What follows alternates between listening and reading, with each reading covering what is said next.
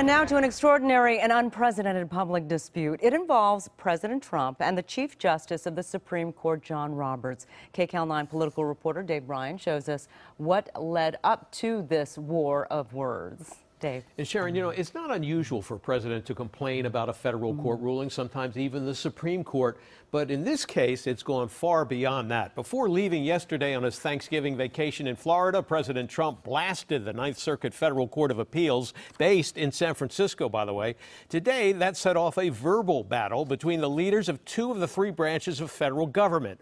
On one side, the Chief Justice of the Supreme Court, and on the other side, the President of the United States, angry about losing several recent cases.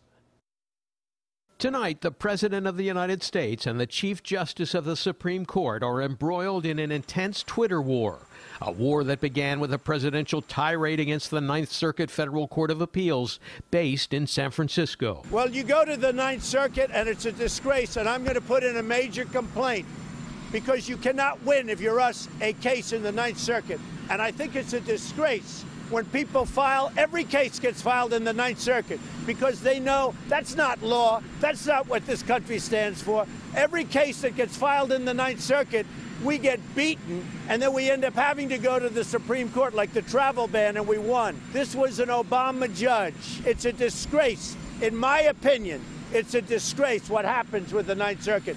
We will win that case in the Supreme Court of the United States. The target of President Trump's ire was California federal judge John Tigar, an Obama appointee who blocked the administration's ban on asylum for anyone who crosses the border illegally, the latest in a line of federal judges from the California-based Ninth Circuit to rule against the administration, most notably blocking the president's travel ban. In April, the court held this hearing in the Ninth Circuit, where a San Francisco deputy city attorney argued against an executive order issued by President Trump that would punish sanctuary cities.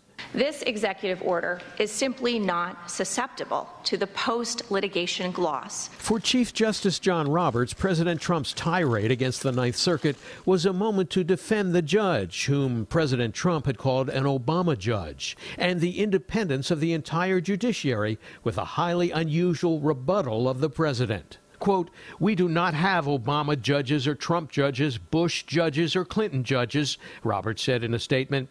"What we have is an extraordinary group of dedicated judges doing their level best to do equal right to those appearing before them."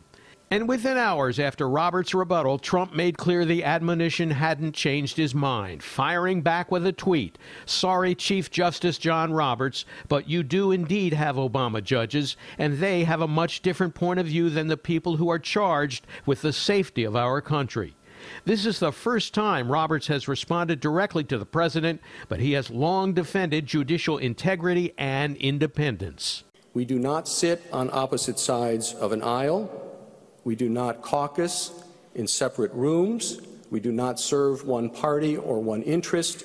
We serve one nation." Loyola Law School professor Jessica Levinson says by challenging the integrity of the federal courts, the president is going beyond the complaints from other previous presidents. Certainly, we have seen other presidents bemoan Supreme Court decisions or bemoan other decisions, but we have not seen a president actively trying to undermine the integrity of a branch. California Congressman John Garamendi goes even further in condemning what he sees as the president's effort to take control of the courts. Equally important is the way in which the president is once again seeing himself as a dictator, as above the law, that it's all about him. It's all about his power, that he can dictate whatever he wants. Professor Levinson says the stakes in this standoff between the president and the Chief Justice couldn't be higher. I think it's deadly serious, because what the logical conclusion to this is people who will not respect judicial decisions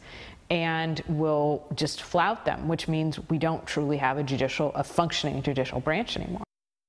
Now, the animosity between President Trump and Chief Justice Roberts is not entirely new. During the 2016 campaign, candidate Trump often ripped into Roberts, calling him an absolute disaster, because in 2012 he joined the more liberal justices in upholding the Affordable Care Act, also known as Obamacare. Now, the irony is that Roberts has one of the most solid conservative voting records of any justice during his 13 years on the Supreme Court.